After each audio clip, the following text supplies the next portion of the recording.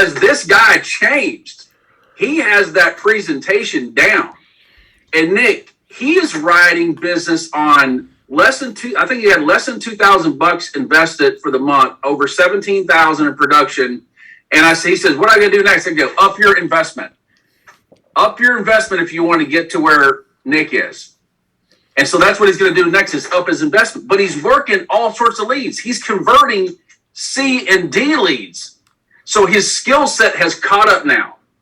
So he's seeing that 10% on his investment. So he invested 1,000. He's seeing that he writes 10,000. He goes, I get those numbers. That's what I'm getting today. Because he goes every day, he makes sure I got to get the reps in. With the reps comes the experience. And he is a testament to that and to the system. Danny is just rocking it. He said Danny has no prior sales experience. He was making less than $50,000. And he told me yesterday, he said, I've already deposited $51,000 this year. He said, I'm going to make $200,000.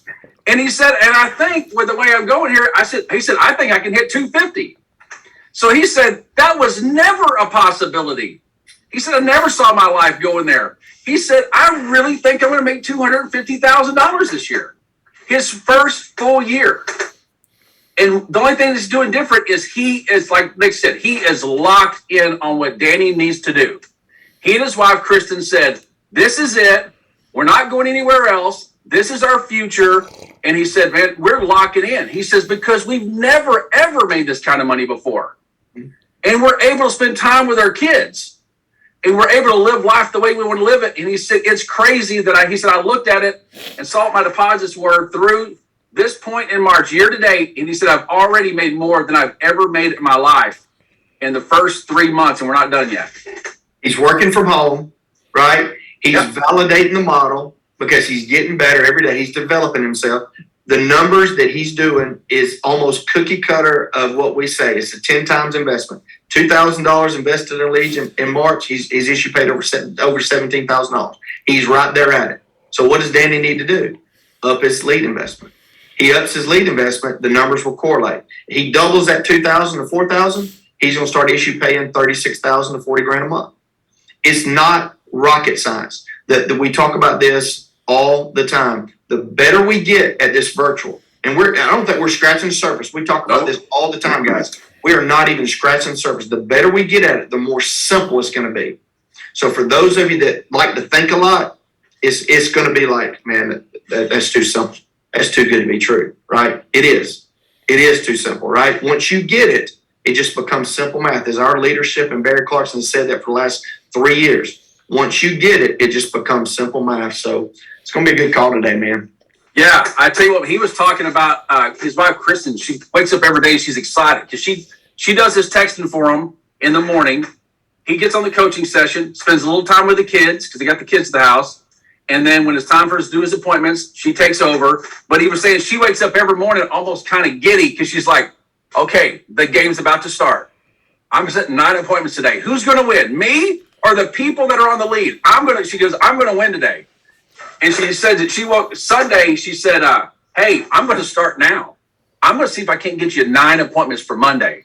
He says, man, she's over there firing out texts. He goes, she will send out hundreds of texts. She doesn't care. Because she goes, it's a game. And I'm going to see if I win today. He says, you know what? He says, every day she wins. She doesn't want to have a day where he goes below 6. It's only happened once. So that's the game. We'll never go below 6. We'll always have 6 or more, and he's seen the results from it. If you know the rules, you can play the game. Yeah. If you know the rules, you can play the game. If you get it, you can play the game. All right. But those are the rules. 6 a day. 6 a day wins in this business. You can have a lot of fun. You can have a lot of wins playing this game when you have 6 a day. Those are the rules. Yep. Okay, here's what we're going to do. Noel wanted to come on and say a few things. Nick, I'm going to bring you back with Charlie because we just have Charlie today, and we're going to talk about not what it is, but what it does. So, Heather, let's bring Noel, and then we'll bring Nick and Charlie back after Noel.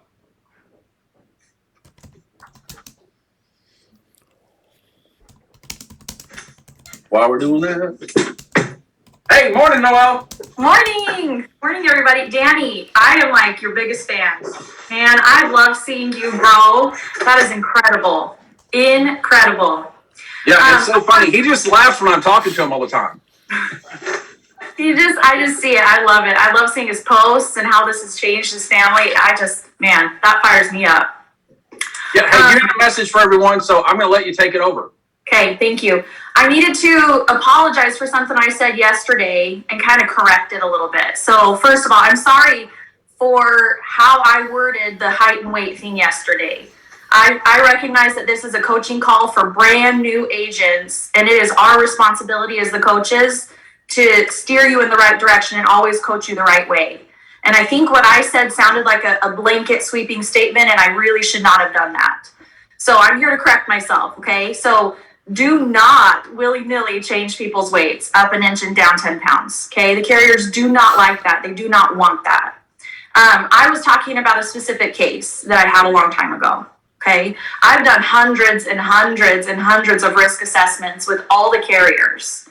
And there was one particular case where the gentleman was borderline on the height and weight limit. So I called and did a risk assessment. I said, he doesn't have a scale at home. All he is going off of was his doctor's office weight. And he had his work boots on and he had just eaten lunch. Is it okay if I knock him down a few pounds? And the underwriter said, yep, you can knock him down up to 10 pounds because of his work boots and the lunch that he had right before. Because probably he's a little bit lighter than that. And then I said, he's measuring at 5'7.25" at home with his measuring tape, but on his driver's license, it shows 5'8". And the underwriter said, yep, you can put him at 5'8". And I was like, okay, sounds great. So I guess what I'm saying is do not change people's weights willy-nilly, okay? We want to be as forthcoming and honest on applications as humanly possible, because that is going to give the client honest coverage. If they were to die tomorrow and their height and weight, there's a big discrepancy, the carrier will not honor that policy. They will not pay out the claim because you lied on an insurance application, okay? So I'm not here to coach anybody to lie on an insurance application. I felt really bad about that yesterday because I think I made it sound that way. I guess what I'm trying to say is do a buttload of risk assessments. Call the carriers, talk to the When it opens, you get real light. Just a little bit. Okay. It's good for you to get real accept. light. And over time, you'll get to know each individual company Okay. in depth. You'll know what they accept and what they don't, what they like and what they don't, what they will take and what they won't. But make sure that you're as honest as possible on the application, for sure, with the insurance company, okay? And if it is a borderline case, call the carrier. Do a risk assessment personally. And what I found is if you do a risk assessment, take the name of the underwriter that you talked to. Write down their name, write down the time of the phone call, and write down the date that you called them. And include that on the application. Say client was tentatively approved for Forrester Strong Foundation Standard by blank underwriter at 1:33 p.m. on March 23rd, 2022. And what happens is if you do that, usually they'll forward that case to that specific underwriter who you already talked to. And usually if it's a tricky case, it'll get put through a lot faster and a lot easier. So here's my plug for don't change people's weights and heights, but do risk assessments with the carriers if it's a tricky borderline case, and usually that'll get put through. Thanks for the time, Scott. I just wanted to make sure that as a coach and as a leader that we're teaching these brand new agents the best practice possible and the best way to get people covered, honestly. And so I just needed to add that context to it to make sure that everybody understood what I was talking about yesterday. Thanks, Scott. Thank you, Noelle. Appreciate you, Noelle. You're an absolute class act. Best of the best right there. Okay, Heather, if you want to bring me back, let's bring Nick back and Charlie back. Or let's don't bring Charlie. Let's bring Charlie in. We haven't had him yet. Boom. All right. So here's what we're going to do. We're going to dive in first. Hey, Crystal, yeah, we don't do live dials on here, live calls on here. We text now and set all the appointments up. You can find that information on the virtual training platform on the back end of the website. Go to the virtual training tab and you'll find the text on step 5. But thank you for being here. Okay, here's what we're going to talk about. We're going to talk about it's not what it is, but what it does for the client. And Nick, I want you to kick this off because I know this kind of changed things for you when that your thought process changed on how you're presenting the options. Yeah. So many times what we do is go, okay, I can get you 125,000. It's $80, 150,000, 175,000. Which one? And the client goes, I don't really know. I need to think about it.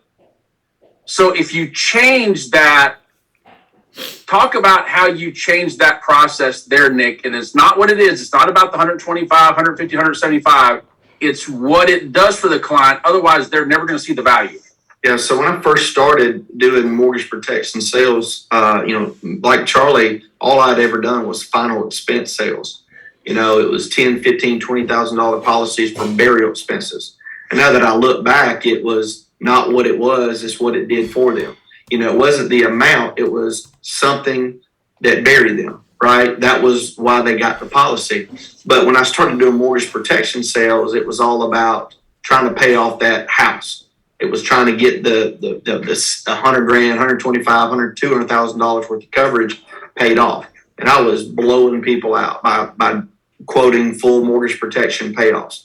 It wasn't until I got good at my presentation. And the only way I got good at my presentation was plugging into Rumbo and Taylor and Connor on a daily coaching call. We had 15, 16, 17 people on the call back in April, May of last year. And it was when Rumbo said, it's not what it is, it's what it does for them, is when I had an epiphany.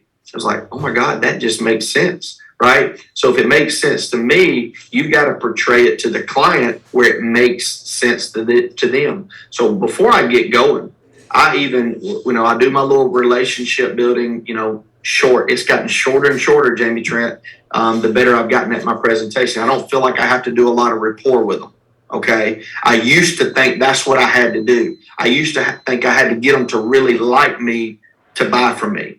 All right. And that thinking is gone now. It's really about the value that I can add. I'm being bold and straight to the point about what it is that I can offer them to protect their mortgage. So when I first get done with building just a little bit of rapport, you guys from Huntsville, you guys from Deltona Beach, blah, blah, blah. All right, well, look, what I'm going to do, guys, Charlie, with you and Gina, I'm going to gather just a little bit more information.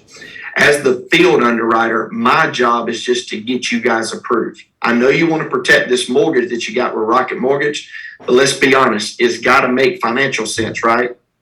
So let's see what we can do to make it make sense. So I said make it make sense twice before I do anything, right? So I want them to know that it's got to make sense. I'm not just trying to sell them something. It's got to make sense. It's got to make sense from an aspect of what it is, what it's going to do for them, but it also has to make financial sense. So when I'm doing my needs analysis, I'm gathering information. It allows me to dictate what numbers I'm going to show Noel. So if the person is going to sell the home and they've got $100,000+ in equity, they don't need a full mortgage protection payoff, right? If the person does want to stay in the home and it's a $100,000 plan and that house has to be paid off, right? I'm going to show them full mortgage protection payoff. So it's doing your presentation, finding out what it is they're really looking for before I can even show them options. And you'll see some of the big time coaches on this call, they don't even show numbers unless they can create value. If you're just showing numbers, you're just becoming another quote engine that they can Google at any time on the internet. Okay, so it's not about what is. Nick, do this. Go through the scenario where the guy had a ton of equity in the home and his wife, I think she was a school teacher. I think he had like $300,000 in equity in the home. And it was important that he protected the $300,000. He took out a home improvement loan for like $80,000 or something like that. And talk about that, because it was not about what it was, because he already had a ton of equity in it, but what it was going to do for his wife so she wouldn't lose that $300,000. Yeah, so on the needs analysis sheet, you find out, that's the first question you verify. You've got it on the lead, you verify what their mortgage balance is. All right, and so my next question is this: so was this a refinance or is this a new home? In this situation, it was a refinance. He just borrowed like $80,000 to do some home improvements. And Charlie, I think the house was worth like 400 grand. Okay, so that my next question was, okay, so it was a refinance. Did they tell you what the house was worth on the appraisal? Or if you sold it tomorrow, what would you sell it for? So that would be the second question. If they did not do an appraisal, all right, let me see if I can find. No, you don't need to find it. What would you sell it for? In today's market, you know houses around you, what are they selling it for? So this guy had $300,000+ worth of equity. So I wrote that down. That was my next thing. I wrote 300 grand and I circle it. I'm very intentional about it. I circle it and I stop. All right, Charlie, if you don't hear anything else I say the rest of this call, please hear me on this. I'm folding my arms. I'm getting back. I'm getting relaxed. That's what mortgage protection is. We want to protect that $300,000+ worth of equity in case you were to pass away or if you got sick and couldn't work anymore. That's what we want to protect.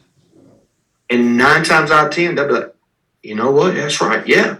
And they'll start bobbing their heads, right? So a lot of times I've got a sale right there and I don't even know it until the end. Because it's part of the process. So in this situation, you know, he told me what his payments was, and then I go through, and all I'm doing is offering the 80 grand, and it was like a no-brainer to him. It was like a lay down because he was like, I'm not going to let $80,000 get in the way of that 300 grand, right? So it was a no-brainer to him. So it wasn't what the 80,000 was, is what it did for his wife if he passed away. Hey, Nick, one more I want you to hit on because this one's a real simple, it lays out real simply. And let's call her Miss Betty. She wanted to make sure that she had the money to pay for her husband's cremation. Mm-hmm. She said, I'd like to stay in the house, but she knew financially it wasn't going to be possible for her to stay in the house long term. So talk about what you did there. So this was a situation where their house payment was only like $350 a month. So it ranged at about $4,200 a year for the house payment. Okay, so around $4,000 a year was the house payment.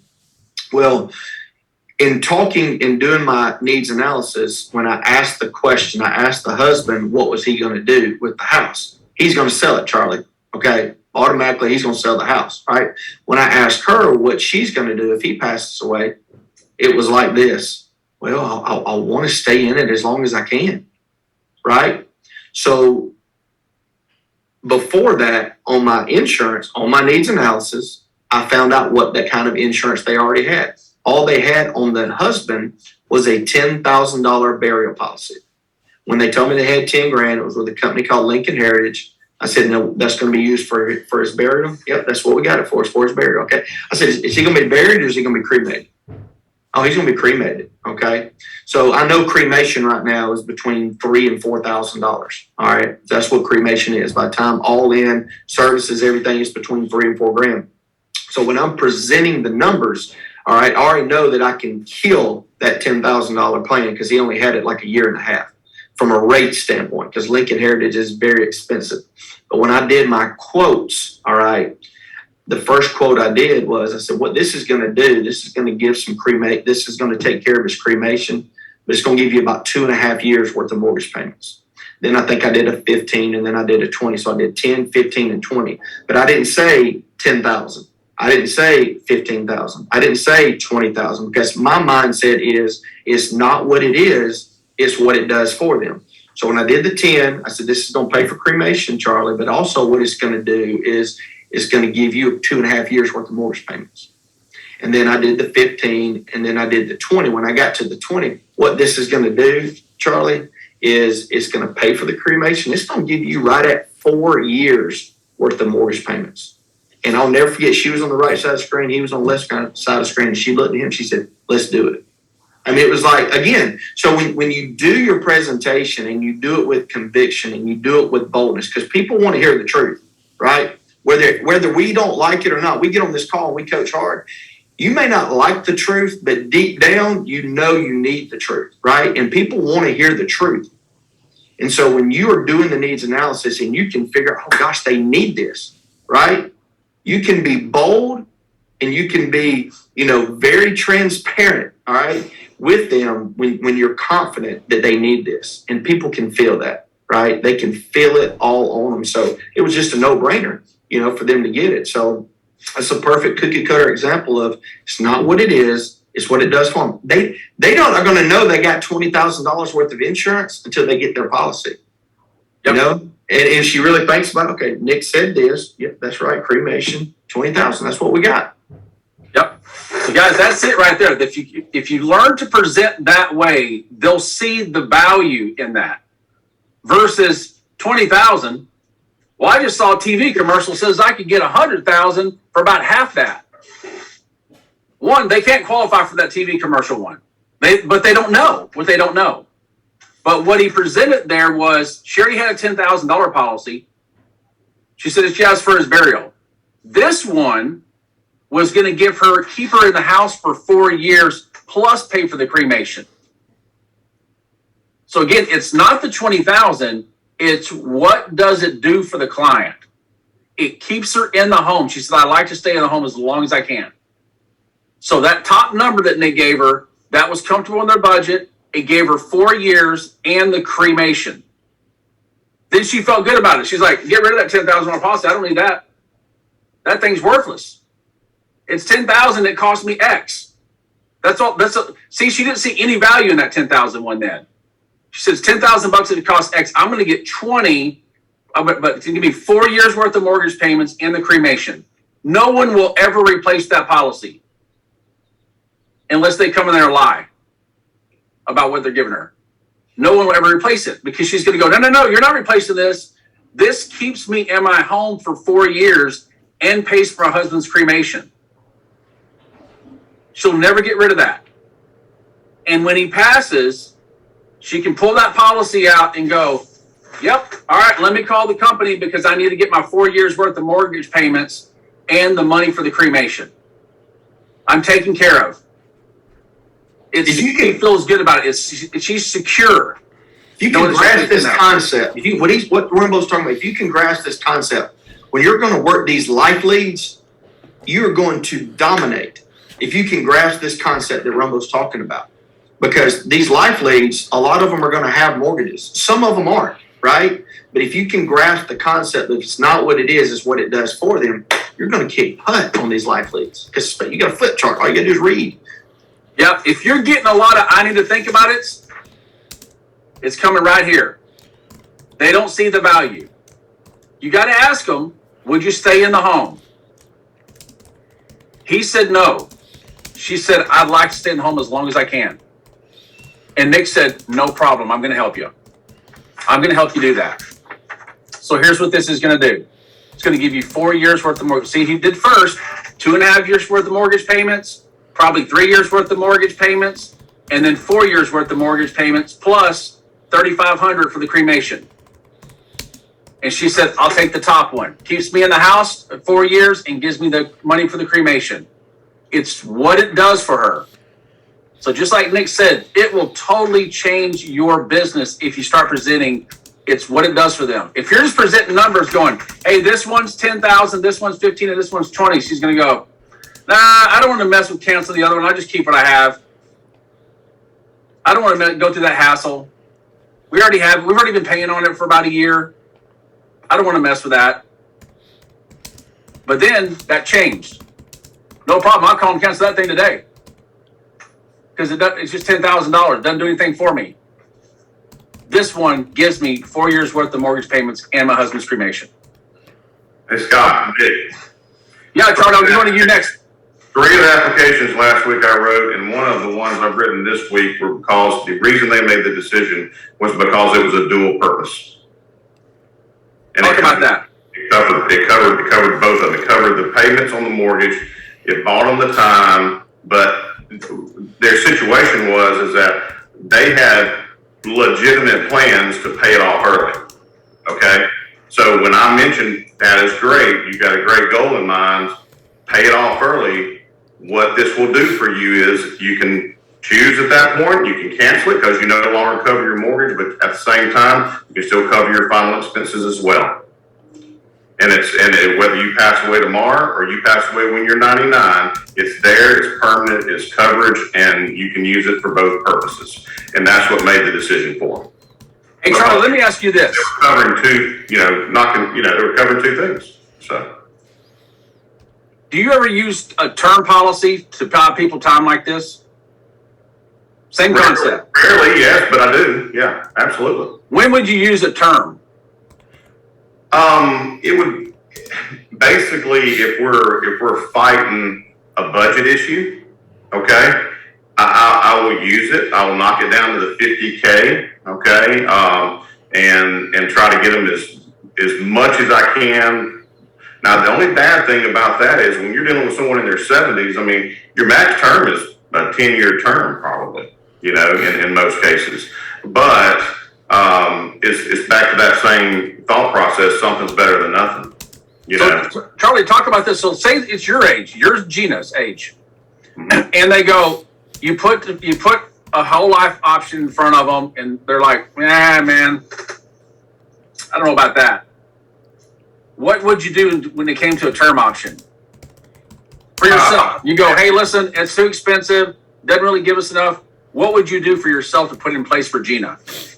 We use the term option for younger people anyway. I mean, when you're in your 30s and your 40s, I'm not real sure I would be looking at a permanent plan right off the bat, because, I mean, typically you got a 30-year mortgage as long as your mortgage is going to be in place. So you got plenty of time for that to play out.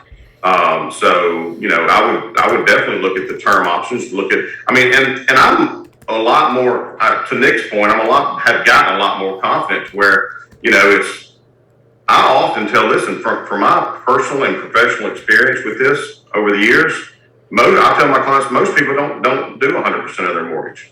Most people do 50 to 75% of it. Number one, it saves you money on premium dollars. Number two, there's nothing in your health that says that you need to have more than this. Your mortgage is at the highest point it'll ever be. You're paying it down every single month. So it just makes more sense for you to save money over that period of time. But you can still buy that time, because at the end of the day, if you got $200,000 mortgage and all you can afford is $75,000, well, $75,000 can pay a $1,000 a month mortgage for a long time. And you can buy that time over years, and it buys so much time to where that spouse has an option to be able to, you know, be able to make those clear decisions that they need to make, not being pressured into having to make one within the first 30, 60, 90 days.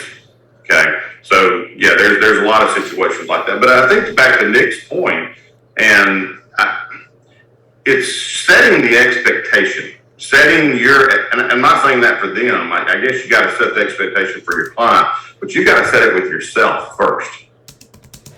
So set your own expectation. Well, when we go into, I guarantee you, when Nick goes into an appointment, he's more of you're going to have to tell me why you're not buying this, because at this point, I'm accepting the fact going into it that we're going to find your issue, we're going to provide a solution, and we're going to see what makes sense for you. Okay? And then work backwards from there. So it goes back to that doctor-patient relationship. You you go to the doctor, right? You're sick. You don't tell the doctor you have to think about it. No, he provided a solution for you, and that's what we do to people every day. But you got to set your expectation for yourself. And I think from a new agent's perspective, I think that's where sometimes the mentality, we're so excited to get the appointment, and that excitement bleeds into the appointment, and the client picks up on that. And it's, oh my gosh, they're so excited. They're going to try to sell me something. Okay. Well, when you back up and set the expectation for yourself, which means you're the doctor, they're the patient, you're there, you're confidently bold but professional, and you can find that need. They're listening to you intently, and they're going to go with your recommendations more times than not, because you set the expectation for yourself first, and then it rolled over into what the expectation is for them. Nick. Yeah. I saw you on mute. Do you want to jump in there? No, Charlie's killing it. He is killing it. That's a guy speaking that's engaged, doing it every day. That's exactly right. Remember, we're not salespeople. Don't sell them, help them. Right? Don't go in there to sell them. We're not here to sell them something. We're here to help them. The only way we can help them is ask those questions to determine what's the situation look like if you lose your spouse's income?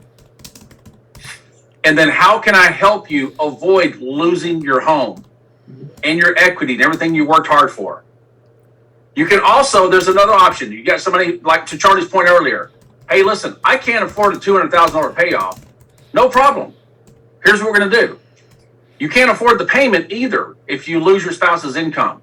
What we can do is we can take a big chunk of money, could be $75,000 or $100,000, because she says, I want to stay in the home and keep my kids in their school.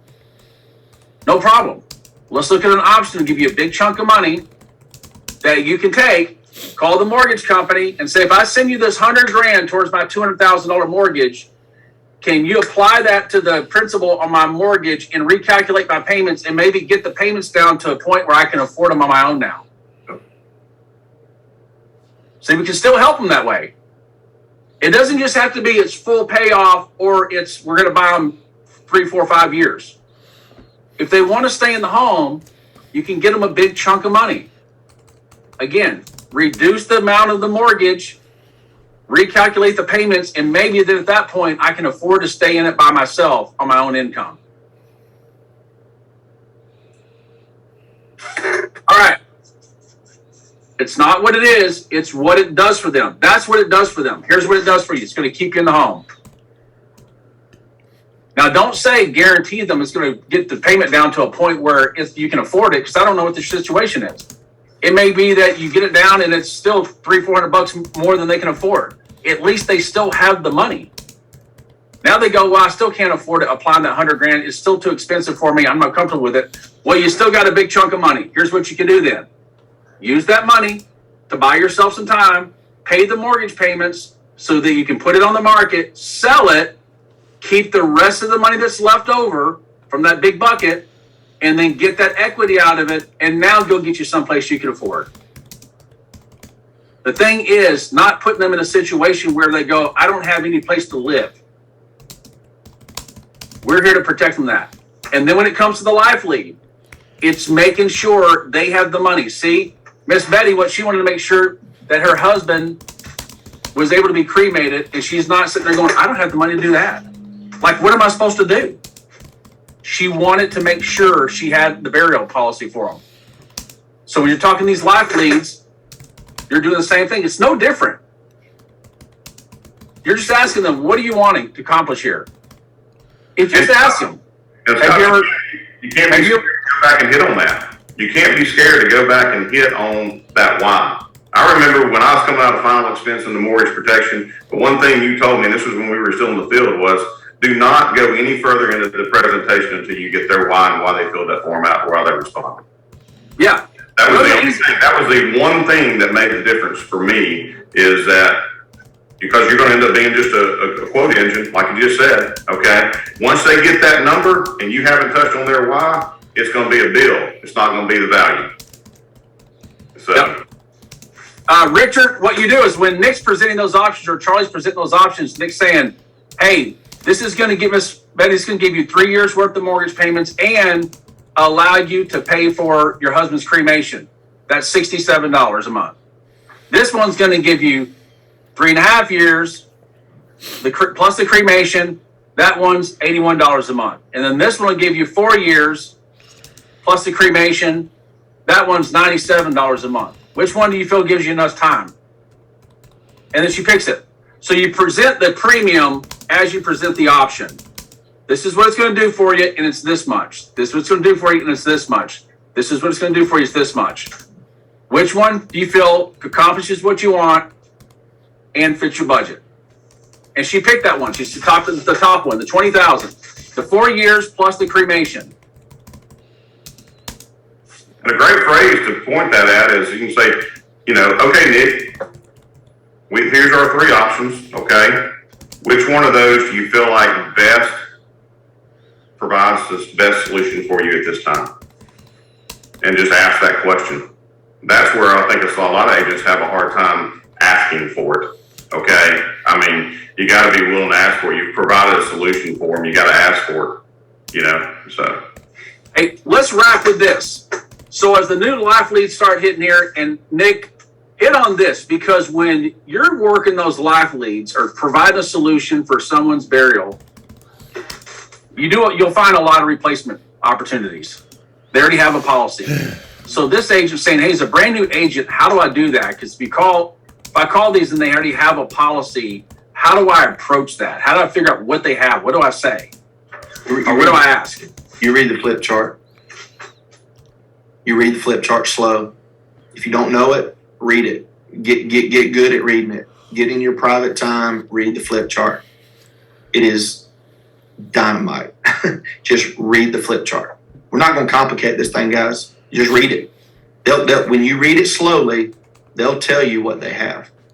Which one of these situations fits you? It's on page 3. Which one of these best applies to you? That you're getting to their current insurance on that page. Just ask the question and wait for their response. They'll tell you what they have. So flip charts on the virtual training center under additional resources. Hunter, do we also have it? Hunter, you don't have to answer me on here. Do we also have it on step 6, which is the appointment, under that resource as well? There you go, AJ. It's on the virtual training platform. Okay, guys. Hey, last one, Charlie. With Life Lead, with a mortgage, are we kind of attacking it like a mortgage protection option?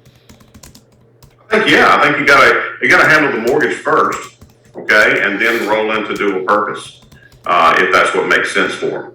Or you can even take care of the mortgage and then turn around and take care of the final expense need. Okay, and I'll tell you, I know Nick and JB are passionate about that flip chart. That flip chart works, y'all. I used it for a long time, and it clearly covers every objection leading up to the only thing they got to decide is why or what amount that they needed to get. So, but yeah, you cover both of them. I think the more opportunity that's in a lead, the better the lead is. The needs analysis uncovers all that anyway. I think we got to be more, what's the word? I think you got to be more willing to discuss their current insurance needs. I think so many people are afraid to say that or to ask those questions about current insurance. The current insurance, I can tell you probably 40% of the apps I write are probably because we've discussed their current insurance and what they bought it for. It's not it's not only what they have, but why did you buy it when you bought it?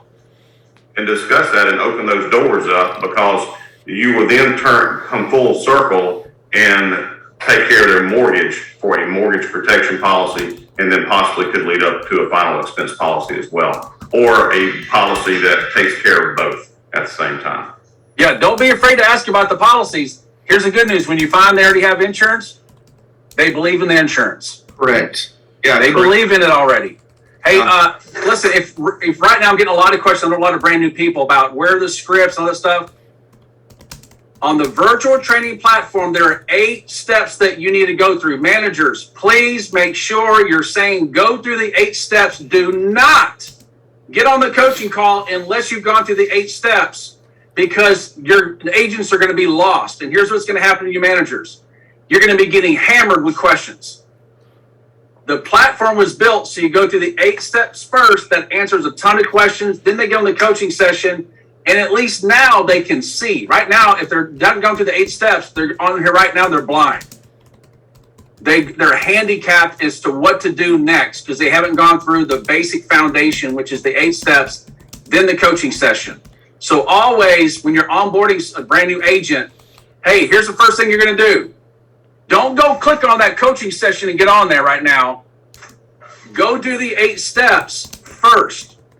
After you completed those, then go to the coaching session. And we check in with the agents. We say, hey, listen, have you completed the 8 steps? Because if you haven't, don't go get on the coaching session. Complete the 8 steps first. Otherwise, you're going to put yourself in a handicapped position to be on here going, I don't know where these guys are getting this information. Where's that flip chart? Where do you get scripts from? Where do you get phone scripts? We don't have any phone scripts on there, but I'll tell you this. If you're texting and you're getting a lot of bounce back on these life leads saying it's a landline, here's what I want you to do. Call them. Hello, Mr. Jones.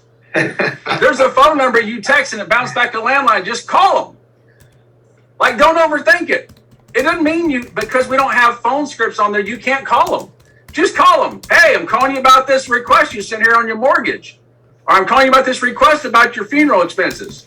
Just call them. That's all you got to do. Do whatever Jamie Trent and Matt 2 weeks ago said they do an all-out assault on getting their 6 appointments. They text, they call, they do whatever they have to do. They don't go to their house, though. That's a waste of time. Don't go knock on their, that's a waste of time going knocking on doors. You can set a whole bunch of appointments. Take that, gas money is expensive. Take that and just get more leads and go to work. We'll see you tomorrow. We're going to cover the same kind of stuff tomorrow. See you then. Go get your 6.